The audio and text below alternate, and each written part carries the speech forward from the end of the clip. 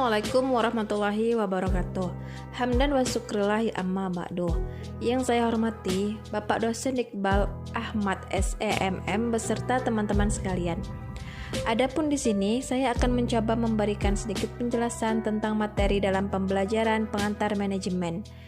Di sini ada beberapa pengertian penting yang wajib kita mengerti dalam sebuah manajemen. Sebelum saya menjelaskan satu persatu, alangkah baiknya saya memperkenalkan diri dahulu.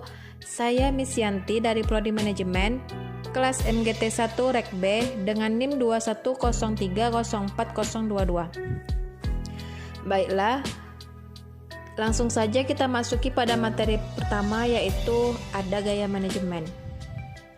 Apa itu gaya manajemen? Gaya manajemen adalah prinsip-prinsip yang terdiri dari metode, kemampuan, dan teknik yang digunakan manajer saat menangani situasi. Hal ini mencakup bagaimana seorang manajer saat merencanakan, mengatur, membuat keputusan, mendelegasikan, hingga mengatur bawahannya. Seorang manajer yang andal akan menyesuaikan gaya manajemen kerjanya dengan berbagai faktor dan tetap fokus pada target yang ingin dicapai. Ada beberapa jenis dalam gaya manajemen itu sendiri, yaitu otoritatif. Apa itu otoritatif? Gaya manajemen yang satu ini juga sering disebut sebagai otoriter, dengan pemimpin selalu mendikte para bawahannya. Kemudian ada persuasif, di mana manajer akan menggunakan kemampuan persuasi untuk meyakinkan karyawan bahwa keputusan yang dibuatnya adalah untuk kebaikan tim dan perusahaan. Next, ada konsultatif. Gaya manajemen ini dilakukan dengan manajer meminta pendapat dan pemikiran dari tim anggota tim. Kemudian ada visioner. Manajemen visioner berfokus pada penyampaian visi perusahaan, departemen, atau proyek yang sedang dikerjakan oleh tim. Kemudian, yang kedua, ada delegasi. Apa itu delegasi? Delegasi dapat didefinisikan sebagai pelimpahan wewenang dan tanggung jawab formasi kepada orang lain untuk melaksanakan kegiatan tertentu. Contoh delegasi, contohnya ialah pemberian kewenangan dari kepala daerah kepada kepala dinas atau camat dalam melaksanakan pelayanan kepada masyarakat untuk pelimpahan wewenang yang memiliki telah diterima untuk melaksanakan pelayanan publik yang baik dan aturan yang sesuai. Kemudian, ada yang dimaksud dengan kewenangan dan tanggung jawab. Apa itu kewenangan? Kewenangan ialah hak untuk melakukan sesuatu atau memerintah orang lain untuk melakukan atau tidak melakukan sesuatu agar mencapai tujuan tertentu. Sedangkan tanggung jawab berarti kesadaran manusia akan tingkah laku atau perbuatannya yang disengaja maupun yang tidak disengaja. Next,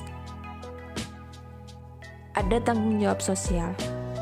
Tanggung jawab sosial berarti tindakan yang menunjukkan keadaan wajib menanggung segala sesuatu yang berhubungan dalam kehidupan sosial. Misalnya, tidak membuang sampah sembarangan, menjaga kerukunan antar warga masyarakat, dan tidak merugikan orang lain. Apa itu etika manajemen? Etika manajemen adalah sekumpulan standar kepercayaan dan juga pemikiran manusia atas tindakan yang dilakukannya pada sebuah organisasi yang dapat menimbulkan manfaat atau kerugian bagi organisasi atau perusahaan. Etika manajemen itu sendiri mencakup seperti kejujuran dan tidak berbohong. Kemudian ada manajemen pemasaran. Apa yang dimaksud dengan manajemen pemasaran? Manajemen pemasaran adalah analisis, perencanaan, implementasi, serta pengendalian atas program-program yang dirancang untuk menciptakan, membangun, dan menjaga pertukaran. Tentunya yang menguntungkan dengan sasaran pembeli guna mencapai tujuan suatu organisasi atau suatu perusahaan. Misalnya, ada seorang pemuda yang juga merupakan seorang wirausaha pemula. Ia menjual minuman kopi hits yang saat ini sedang viral. Pemuda ini melakukan manajemen pemasarannya agar produk minuman kopinya bisa diketahui oleh konsumen, dan untung dari pemasaran tersebut manajemen dimulai ketika pemuda ini memilih toko Friends minuman kopi yang murah. Nama sudah memiliki merek dagang yang cukup terkenal. Setelah ia sepakat memilih franchise, selanjutnya dia menentukan lokasi penjualan. Ia meriset bahwa ada beberapa pilihan alokasi yang bagus, yakni di dalam mall, di pasar, halaman minimarket, dan sekolah atau kampus. Namun ia sudah menentukan bahwa di halaman minimarket ada lokasi yang tepat jika dilihat dari segi jenis minuman yang dijual, merek, harga produk yang dijual sekitar 5.000 sampai 10.000 per gelas, dan harga sewa tempat. Nah, untuk menarik perhatian konsumen, ia memberikan harga spesial di awal pembukaan bisnisnya, yakni promo beli satu dapat satu atau buy one get one free. Hal tersebut dilakukan pemuda ini untuk menarik konsumen agar mereka tahu bahwa saat ini lokasi tersebut sudah tersedia minuman kopi hits dengan harga terjangkau dan enak. Agar tidak rugi, keesokan harinya ia menjual dengan harga normal, namun tetap akan kembali melakukan promo, misalnya ketika menjelang gajian atau ketika konsumen membeli lebih dari 2 dan lain sebagainya. Itu adalah contoh dari manajemen pemasaran.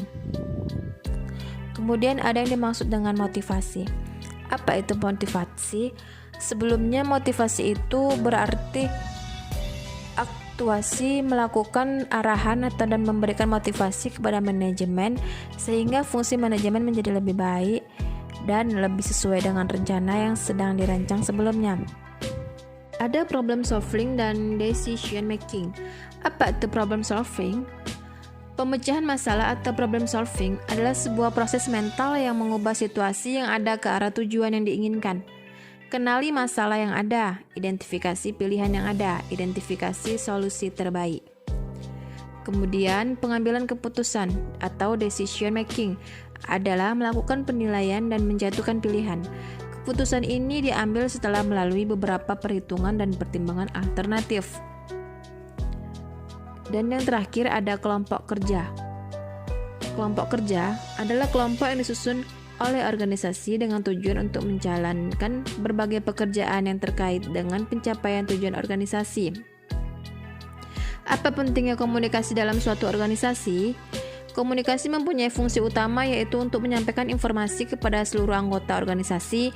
Anda dapat menyampaikan informasi penting seputar pekerjaan beserta deskripsinya kepada seluruh anggota agar mereka dapat memperoleh informasi yang tepat dan bekerja sesuai dengan instruksi. Kemudian ada manajemen konflik. Manajemen konflik adalah usaha-usaha yang perlu dilakukan dalam rangka mencegah, menghindari terjadinya konflik, serta mengurangi resiko dan menyelesaikan konflik sehingga tidak mengganggu kinerja organisasi. Kesimpulan dari beberapa pengertian yang saya sampaikan, yaitu untuk mencapai tujuan dalam suatu perusahaan atau organisasi dengan hasil maksimal, maka kita harus mempelajari terlebih dahulu apa itu peranan-peranan penting dalam sebuah manajemen. Baiklah, hanya itu saja yang dapat saya sampaikan. Kurang dan lebih saya mohon maaf. Billahi taufiq wal hidayah wa ridha wal inayah. Wassalamualaikum warahmatullahi wabarakatuh.